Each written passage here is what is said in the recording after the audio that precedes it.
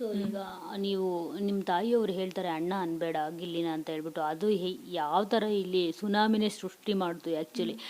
ಅಂದರೆ ಈ ಗಿಲ್ಲಿ ಅವ್ರಿಗೆ ಓಟ್ ಹಾಕ್ತಿರೋರು ಗಿಲ್ಲಿ ಅವ್ರಿಗೆ ಮಾತ್ರ ಹಾಕಿ ಕಾವ್ಯ ಅವ್ರಿಗೆ ಹಾಕ್ಬೇಡಿ, ಯಾಕಂದರೆ ಶೇರ್ ಆಗ್ತಾಯಿತ್ತು, ನಿಮ್ಮಿಬ್ರು ತುಂಬ ಇಷ್ಟಪಡ್ತಾಯಿದ್ರು ಬಿಡಿ. ಸೊ ಶೇರ್ ಮಾಡಬೇಡಿ, ಕಾವ್ಯ ಅವರು ಗೇಮ್ಗೋಸ್ಕರನೇ ಈ ಥರ ಮಾಡ್ತಿದ್ದಾರೆ ಅಂತ ಎಲ್ಲ ಹೇಳ್ಬಿಟ್ಟು. ಸೊ ನಾನು ಆವಾಗಲೇ ಹೇಳಿದ್ನಲ್ಲ, ನೀವೇನೇ ಮಾಡೋದು ತಪ್ಪು ಅನ್ನೋ ಥರ ಆಗೋಗ್ಬಿಟ್ಟಿತ್ತು. ಜೊತೆಗೆ ಗಿಲ್ಲಿ ಅವರು ಎವ್ರಿ ರಿಯಾಲಿಟಿ ಶೋಗಳಲ್ಲಿ ಈ ಥರ ಬೇರೆ ಹುಡುಗಿರ ಜೊತೆ ಈ ಥರ ಒಂದಷ್ಟು ತಮಾಷೆ ಕಾಲೆಳೆಯೋದು ಮಾಡೋದ್ರಿಂದ ಅದೆಲ್ಲೋ ಒಂದು ಕಡೆ ಅದೇ ಮುಂದುವರಿಸ್ಕೊಂಡು ಬಂದರು ಬಿಗ್ ಬಾಸ್ ಮನೇಲೂ. ಅದೆಲ್ಲೋ ಒಂದು ಕಡೆ ಅವರಿಗೆ ಎಫೆಕ್ಟ್ ಆಗಲಿಲ್ಲ, ಅದು ಕಾವ್ಯ ಅವರಿಗೆ, ನಿಮ್ಗೆ ತುಂಬಾ ಎಫೆಕ್ಟ್ ಆಯಿತು ಅಂತ ಅನ್ಸುತ್ತೆ. ಏನಾಗುತ್ತೆ ಇವಾಗ ಈ ಸೀಸನ್ ಎಸ್ಪೆಷಲಿ ಜಂಟಿ ಒಂಟಿ ಅನ್ನೋ ಒಂದು ಕಾನ್ಸೆಪ್ಟಲ್ಲೇ ಸ್ಟಾರ್ಟ್ ಮಾಡಿರೋದ್ರಿಂದ ಅದೇ ನಮಗೆ ಚಾಲೆಂಜ್ ಅಂತ ಅಂದಾಗ ಆ ಚಾಲೆಂಜ್ ನಾವು ಫೈಟ್ ಮಾಡಲೇಬೇಕಾಗತ್ತೆ. ಅದನ್ನೇ ನಾನು ಮಾಡಿದ್ದು ಅಷ್ಟೆ. ಇನ್ನೊಂದು ಸುದೀಪ್ ಸರ್ ಇನ್ನೊಂದು ಮಾತು ಹೇಳ್ತಾರೆ, ನೀವೆಲ್ಲೋ ಕಾಣಿಸ್ಕೊಂಡಿದ್ದೀರಾ ಅಂತ ಅಂದರೆ ಅದು ಅಶ್ವಿನಿ ಮತ್ತು ರಕ್ಷಿತಾ ಅವರಿಂದ ಅಂತ ಹೇಳ್ಬಿಟ್ಟು. ಸೊ ಅದೆಷ್ಟು ನೋವು ಮಾಡ್ತು ನಿಮಗೆ, ಯಾಕಂದರೆ ಗಿಲ್ಲಿ ಅವ್ರ ಜೊತೆನೂ ನಿಮ್ಮ ಬಾಂಡಿಂಗ್ ಚೆನ್ನಾಗಿರುತ್ತೆ.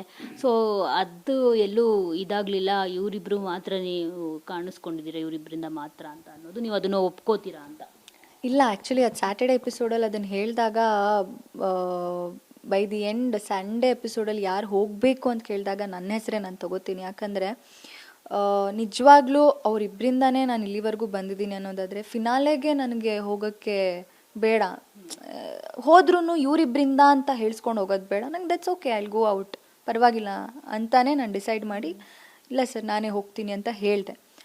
ಅದಾದಮೇಲೆ ನೀವು ಸೇವ್ ಆಗಿದ್ದೀರಾ ಅಂದಾಗ ನೆಕ್ಸ್ಟ್ ಮೊಮೆಂಟೇ ನನ್ನ ಥಾಟ್ ಬಂದಿದ್ದು, ಸುದೀಪ್ ಸರ್ ಎಲ್ಲನೂ ಹೇಳಲ್ಲ, ಏನು ಹೇಳಬೇಕು ಅಷ್ಟೇ ಕ್ಲೂ ಕೊಡ್ತಾರೆ, ಎಲ್ಲನೂ ಹೇಳಲ್ಲ.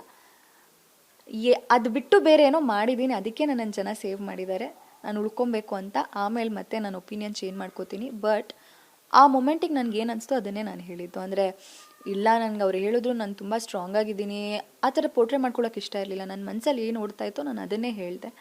ಅದಾದಮೇಲೆ ಅದು ಮೀರಿನೂ ನನ್ನ ಜನ ನೋಡಿದ್ದಾರೆ, ಅದಕ್ಕೆ ನಾನು ಇಷ್ಟು ವಾರ ನಾನು ಬಂದೆ ಅನ್ನೋದು ನನಗೆ ಗೊತ್ತಾಯಿತು.